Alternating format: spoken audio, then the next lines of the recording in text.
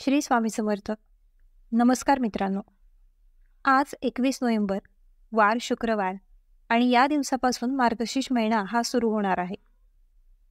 आणि या मार्गशीर्ष महिन्याची समाप्ती 20 डिसेंबरला शनिवारी या दिवशी अमावस्येला या महिन्याची समाप्ती होणार आहे. मार्गशीर्ष महिन्याला आपल्या हिंदू धर्मात ज्या प्रकारे श्रावण महिना मानला जातो तितकेच महत्त्व या मार्गशीर्ष महिन्याला सुद्धा दिले जाते. हा महिना भगवान श्रीकृष्णांच्या उपासनेसाठी समर्पित आहे. म्हणून आपल्या हिंदू धर्मात या महिन्याला खूप जास्त महत्त्व आहे. त्याचबरोबर या महिन्यात गुरुवारी महालक्ष्मी पूजेचं विशेष महत्त्व आहे. आपल्या कुटुंबाला धनधान्य संपत्ती समृद्धी मिळावी आणि कुटुंबातील सदस्यांना उत्तम आरोग्य लाभावे या हेतूने घरातील सुवासीन महिला मार्गशीर्ष महिन्यातील गुरुवारचं व्रत करत असतात. या मार्गशीर्ष महिन्यात दत्त जयंती उत्सव देखील मुख्य आकर्षण असते. मार्गशीर्ष महिन्यात आपण दत्त जयंती सुद्धा साजरी करत असतो. भगवान श्रीकृष्णांनी स्वतः भगवद्गीतेमध्ये सांगितले आहे की जो मनुष्य मार्गशीर्ष महिन्यामध्ये सकाळी ब्रह्ममुहूर्तावरती उठून स्नान करतो, भगवंताचे ध्यान करतो, त्याला मी स्वतः समर्पित करतो. अशा प्रकारे भगवान श्रीकृष्णाला प्रसन्न करण्यासाठी मार्गशीर्ष महिना हा समर्पित केला आहे. या मार्गशीर्ष महिन्यामध्ये येणारी सप्तमी आणि अष्टमी तिथीला शून्य तिथी आहे. या तारखांना महिनाहीन तारखा म्हणतात. शून्य तारखेला कोणतेही शुभ कार्य केल्याने कुटुंब किंवा धनाचा नाश होतो. या तारखांना केलेल्या कामामुळे धन आणि सन्मानाची हानी होते, वंशाची हानी होते. त्यामुळे मार्गशीर्ष महिन्यातील सप्तमी आणि अष्टमी तिथीला कोणतेही शुभ कार्य करू नये असे सांगितले जाते. या मार्गशीर्ष महिन्यामध्ये भगवद्गीतेचे पठण करावे. ओम नमो भगवते वासुदेवाय नमः या मंत्राचा जप करावा. याने आपल्याला संपूर्ण मार्गशीर्ष महिन्याचे शुभ फळ जे आहे तर ते प्राप्त होते. तसेच या मार्गशीर्ष महिन्यामध्ये पवित्र नद्यांमध्ये स्नान करणे अतिशय शुभ मानले जाते. हे स्नान केल्याने सर्व प्रकारच्या पापांपासून, वाईट कर्मापासून मुक्ती मिळते आणि मोक्ष प्राप्त होतो. त्याचबरोबर मार्गशीर्ष महिन्यात येणाऱ्या विशेष तिथीला व्रत केल्याने मनुष्य पुढील जन्मी रोगमुक्त आणि बलवान होतो. आणि म्हणून मार्गशीर्ष महिन्यात येणाऱ्या स्त्रियांनी गुरुवारचं व्रत करावं. तसेच पुरुषांनी चंपाषष्ठीला, दत्त जयंतीला व्रत करावे. मार्गशीर्ष महिन्यामध्ये स्वतः माता लक्ष्मी तिच्या भक्तांना आशीर्वाद देण्यासाठी पृथ्वीवरती येत असते. आणि म्हणून या मार्गशीर्ष महिन्यामध्ये आपल्याला काही चुका ज्या आहेत तर त्या प्रामुख्याने टाळायच्या आहेत. मार्गशीर्ष हा जो महिना आहे तर हा देवी लक्ष्मीला समर्पित आहे. देवी लक्ष्मीला प्रसन्न करण्यासाठी या महिन्यामध्ये आपण खूप काही सेवा, उपाय, उपासना ज्या आहेत तर त्या करत असतो. आणि अशातच या महिन्यामध्ये जर चुकून आपल्याकडून काही चुका झाल्या तर आपण म्हणतो की मी ही एवढी सेवा केली, एवढे उपाय केले, तरीही त्याचं फळ मला प्राप्त झाले नाही किंवा त्याचा मला कोणताही फायदा झाला नाही. मी भरपूर कष्ट करत आहे, मेहनत करत आहे, परंतु माझ्या कष्टाला आणि मेहनतीला नशिबाची साथ मिळत नाही किंवा मला यश मिळत नाही. व्रतवैकल्य करूनही देवी देवता माझ्यावरती प्रसन्न होत नाहीत. आपल्याला आपल्या सेवेचं फळ मिळत नाही. जीवनातील संकट, अडचणी या कमी होत नाही. अशा वेळी आपल्या हातून काही छोट्या मोठ्या चुका ज्या आहेत तर त्या होत असतात. आणि त्यामुळेच आपल्याला त्या सेवेचं, व्रताचं फळ किंवा फायदा जो आहे तर तो होत नाही. तर अशा कोणत्या चुका आहेत ज्या मार्गशीर्ष महिन्यामध्ये आपल्याला चुकूनही करायच्या नाहीयेत?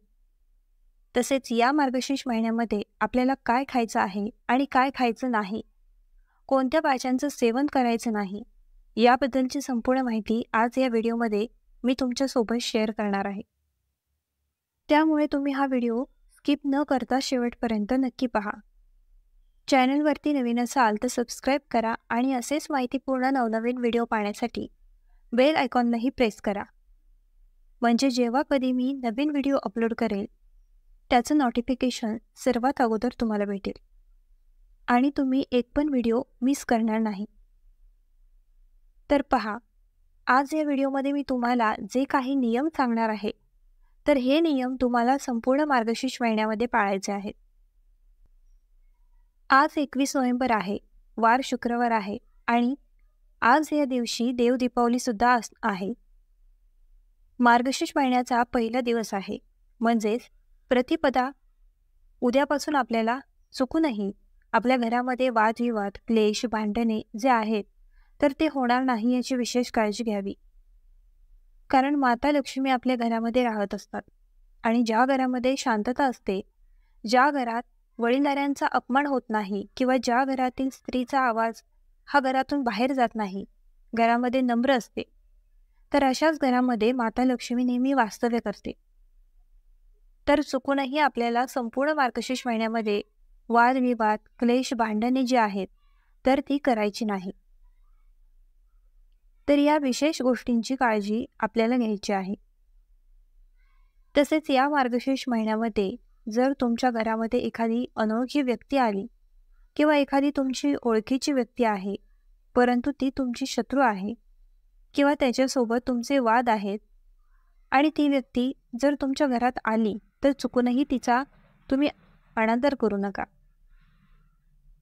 त्या व्यक्तीचा तुम्ही अपमान करू नका.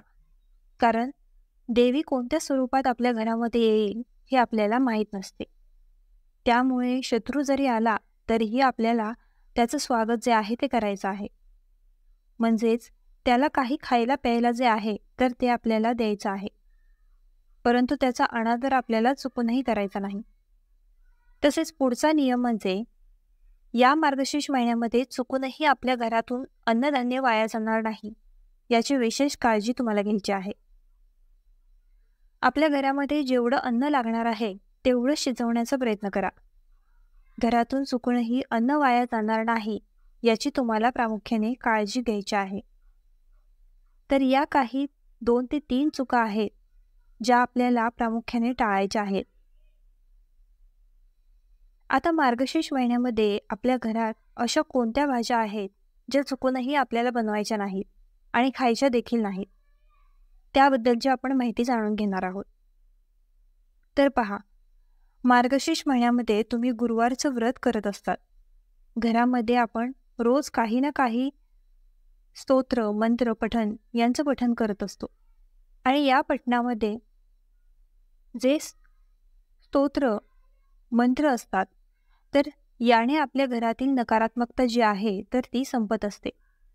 आणि म्हणून तुम्हाला या मार्गशीर्ष महिन्यामध्ये नित्यनेमाने आपल्या घरामध्ये महालक्ष्मी अष्टकमचं पठण करायचं, लक्ष्मी गायत्री मंत्राचं पठण, विष्णू गायत्री मंत्राचं पठण, तसेच व्यंकटेश स्तोत्र, श्री सूक्तमचं पठण जे आहे तर ते आपल्याला करायचं आहे. त्याचबरोबर प्रत्येक गुरुवारी माता लक्ष्मीला प्रसन्न करण्यासाठी आपल्याला श्रीयंत्रावरती किंवा लक्ष्मीच्या मूर्तीवरती कुंकुम अर्चन सुद्धा करायचं आहे. यानंतर आपल्याला या मार्गशीर्ष महिन्यामध्ये चुकूनही नॉनव्हेज म्हणजे मांसाहार जो आहे तर तो करायचा नाही. मांस, अंडी, मच्छी, मटण या ज्या वस्तू आहेत तर त्या आपल्या घरामध्ये आणायच्या नाही आणि बाहेर जाऊन सुद्धा तुम्हाला त्याचं सेवन जे आहे ते करायचं नाही आहे. तर ही गोष्ट जी आहे तर ती आपल्याला प्रामुख्याने टाळायची आहे. त्याचबरोबर आपल्याला शक्य झाले तर कांदा आणि लसूण या मार्गशीर्ष महिन्यामध्ये चुकूनही खाऊ नका. आता कांदा आणि लसूण जो असतो तर तो बघा राहू आणि केतूचं प्रतीक मानलं जातं. आपल्या घरामध्ये माता लक्ष्मीला स्थान द्यायचं आहे. राहू केतूला आपल्या घरामध्ये स्थान द्यायचं नाही. त्यामुळे आपल्याला आपल्या घरामध्ये संपूर्ण मार्गशीर्ष महिन्यामध्ये कांदा आणि लसूण तुम्हाला वर्ज्य करणं शक्य झालं तर आवर्जून तुम्ही वर्ज्य करा. जर संपूर्ण महिना तुम्हाला शक्य नसेल तर किमान गुरुवारी जरी तुम्हाला कांदा आणि लसूण जो आहे तर तो वर्ज्य करायचा आहे. तसेच या मार्गशीर्ष महिन्यामध्ये आपल्याला वांग्याची भाजी जी आहे तर ती सुद्धा खायची नाही. कारण वांग्याची भाजी असते तर ती तामसिक असते आणि म्हणून चुकूनही या कालावधीमध्ये तुम्हाला तामसिक पदार्थांचे सेवन करू नये. यामुळे आपला राग आणि क्रोध जो आहे तर तो वाढत असतो. आणि म्हणून मार्गशीर्ष महिन्यामध्ये आपल्याला वांग्याचे सेवन चुकूनही करायचं नाही. वांग जे आहे तर ते आपल्या पूर्वजांनी देखील आपल्याला सांगितलं आहे की आपण उपवास सोडताना वांग जे आहे तर ते खातो. यानंतर पुढची भाजी आहे ती म्हणजे मुळा, जो सफेद जमिनीमध्ये उगवतो. तर त्या मुळाचं सेवन सुद्धा आपल्याला या मार्गशीर्ष महिन्यामध्ये करायचं नाही. तसेच कोबीचं सेवन सुद्धा आपल्याला या महिन्यामध्ये जे आहे तर ते करायचं नाही. तर या ज्या 3 भाज्या आहेत, वांगी, कोबी आणि मुळा, या 3 भाज्या आपल्याला चुकूनही आपल्या घरामध्ये बनवायच्या नाही आणि आपल्याला खायच्या देखील नाही. तसेच या मार्गशीर्ष महिन्यामध्ये उडदाची डाळ आणि मसूर डाळ सुद्धा सेवन करू नये असं सांगितलं जातं. म्हणून या 2 डाळी सुद्धा तुम्हाला पूर्णपणे वर्ज्य करायच्या आहेत. तर मित्रांनो, इतिहासशास्त्रात पुराणात मार्गशीर्षला मार्गशीर्ष मासोत्तम म्हणजे सर्व महिन्यांचा राजा असेही म्हटले आहे. कारण या महिन्यात ब्रह्मांडाची ऊर्जा विशिष्ट प्रकारे कार्य करते. ज्योतिषशास्त्रानुसार या काळात पृथ्वीवर सात्विक ऊर्जा सर्वात जास्त असते. म्हणूनच या महिन्यात केलेले जप, ध्यान, दान, व्रत आणि उपासना इतर महिन्यांपेक्षा 1000 पटीने जास्त फल देतात. मार्गशीर्ष महिन्याचं एक अद्भुत गुण आहे. या महिन्यात आपण जे काही बोलतो, करतो, विचार करतो ते थेट विश्वाच्या ऊर्जेशी जोडले जाते. म्हणूनच राग, रागातून निघणारे शब्द, वाईट कृती, हिंसा, कटुता, नकारात्मक विचार हे या महिन्यात स्वतःलाच मोठे नुकसान देतात. हा महिना संपत्तीचा, सौभाग्याचा, यशाचा, आध्यात्मिक प्रगतीचा आणि सद्गुणांचा महिना आहे. विशेष म्हणजे लक्ष्मी आणि विष्णू या दोघांची संयुक्त कृपा या संपूर्ण महिन्यात पृथ्वीवर असते. म्हणून हा महिना लक्ष्मी वास महिना असंही म्हटलं जातं. मार्गशीर्ष महिन्यात अनेक लोकांना अचानक शुभ घटना घडतात.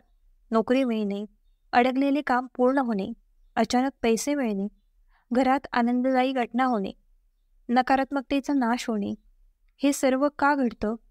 कारण ब्रह्मांडाची ऊर्जा या काळात सकारात्मकतेकडे आकर्षित होते. भारतीय ग्रंथ सांगतात की या महिन्यात सकाळच्या वेळी आकाशात देवांची शक्ती फिरत असते. म्हणून सूर्योदयापूर्वी उठून प्रार्थना केली तर त्या शक्ती तुमचं जीवन बदलू शकतात. म्हणूनच या महिन्यात ब्रह्ममुहूर्ताचं महत्त्व अनेक पटींनं वाढतं. प्राचीन ऋषींनी या महिन्यात खास करून 3 गोष्टी करण्यास सांगितलं आहे: जप, स्नान आणि दान.